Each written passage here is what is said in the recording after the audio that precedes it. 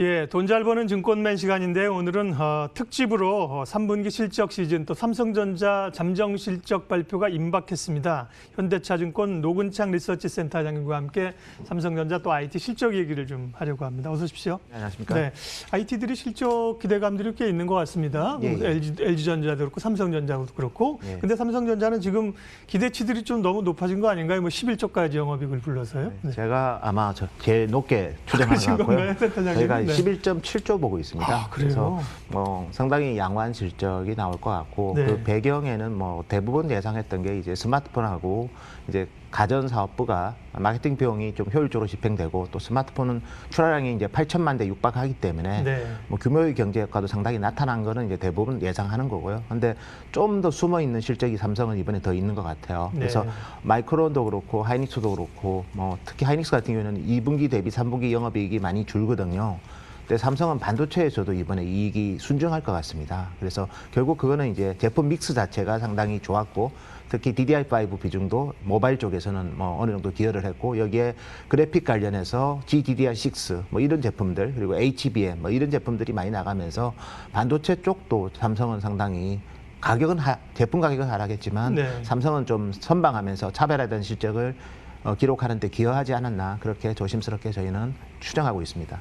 증권사 전체 평균이라고 하는 게 사실은 위아래를 다 치다 보면 사실 정확한 평균은 없는데요. 평균이 한 9조 중반대에서 지금 한 10조 한 3천억 정도 올라왔는데 11조 7천억까지도 노근창 센터장님이 제가 이제 11조 이상 보는 데가 있어서 너무 기대감이 세면 실망하는 거 아닐까 이런 생각했는데 센터장님이 그렇게 강하게 보신다니까 네.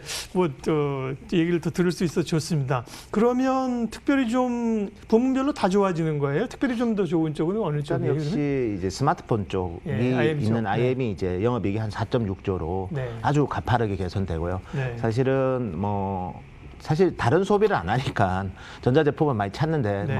어쨌든 삼성은 특히 여러 지역에서 출하량 증가가 있었고 인도 같은 경우에도 하웨이가 이제 인도에서는 또 불매 운동 비슷하게 중국 그렇죠. 제품이 싫어하니까 네. 인도에서도 최근에 또 1등을 했고 네. 전반적으로 스마트폰 쪽에서 상당한 성과가 있고요.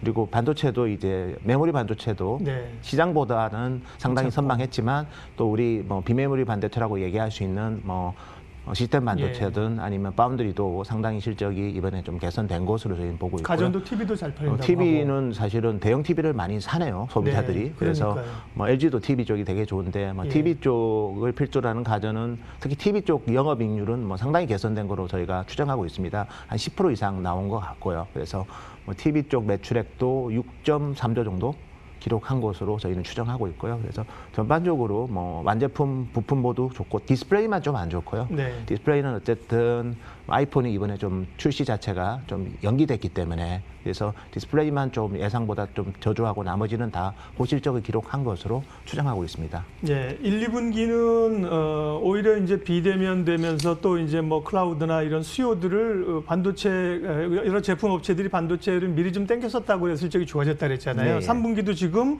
전반적으로 화웨이라든지 말씀하신 인도, 중국 간의 분쟁 이런 것 때문에 좋았는데 문제는 3분기 실적은 좋지만 4분기 이후가 좀 불투명하다는 얘기가 있습니다. 그러면 4분기 때는 3분기보다는 줄어들겠네요. 예, 4분기는 저희가 그래서 10.7조로 예상하고 있고요. 예. 물론 10.7조도 작은 이익은 아니지만, 예. 근데 일단 메모리 가격이 서버 디램 가격이 한 번 더 빠집니다. 예. 최근에 이제 PC 디램 가격이 하락 안 한 거 아니냐 고정가가. 근데 이 3개월 단위로 계약하기 때문에 네. 당연히 9월 달에는 변화가 없는 거고요. 그렇지만 서버 디램 같은 경우에는 지금 9월 달에도 4% 이상 빠졌고 4분기에도 추가 하락이 예상되기 때문에 반도체 쪽에서는 이제 4분기 이익이 좀 줄어듭니다. 그래서 거기다가 이제 워낙 3분기는 마케팅 비용을 효율적으로 집행하다 보니까 4분기는 또 연말 성수기를 겨냥해서 좀 비용이 좀 증가할 것 같아요. 그래서 전반적으로 4분기는 좀 쉬어가는 자리가 될 것 같고요. 본격적인 회복은 내년 2분기부터 가능하지 않을까 또 그렇게 보고 있습니다. 디램 가격 전망까지 이제 해주셨고요.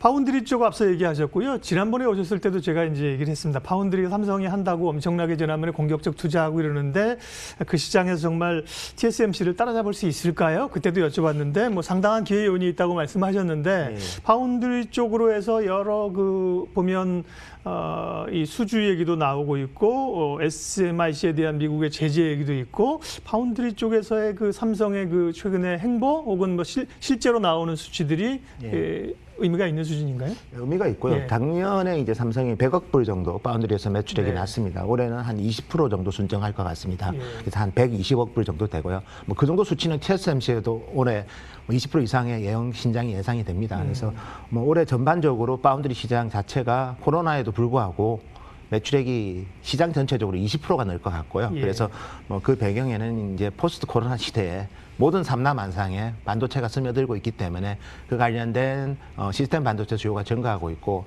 그와 관련된 또 파운드리도 같이 시장이 급성장하고 있습니다. 그래서 올해는 전 세계 모든 파운드리 회사들이 매출액이 증가하고 있습니다. 뭐 SMIC가 이제 좀 감소할 가능성이 크지만 뭐 UMC든 우리나라의 또 DB 하이텍이든 아니면 미국의 글로벌 파운드리까지도 올해는 실적이 증가할 정도로 상당한 호황을 누리고 있는 상황입니다. 지금 비메모리 파운드리 쪽에서는 삼성이 그럼 TSMC 뒤에서 2위인가요? 삼성이 넘버 2고요. 근데 매출액 차이가 많이 납니다. TSMC 매출액의 3분의 1 정도 되고요. 삼성 전체 비중 가운데 이제 앞서 말씀하신 그 규모는 파운드리는 그러면 얼마나 돼요? 파운드리가 제가 이제 올해 기준으로 보면 한 13조 정도 매출이 되고 영업이익률은 뭐 10% 한 중반 정도 되지 않을까 그렇게 보고 있습니다. 그래서 전체 캐파에 비하면 아직까지는 사실 뭐 올해 전사 이익에서 차지하는 비중은 미미한 수준이네요. 네, 근데 이제 공격적 투자를 하고 있고요.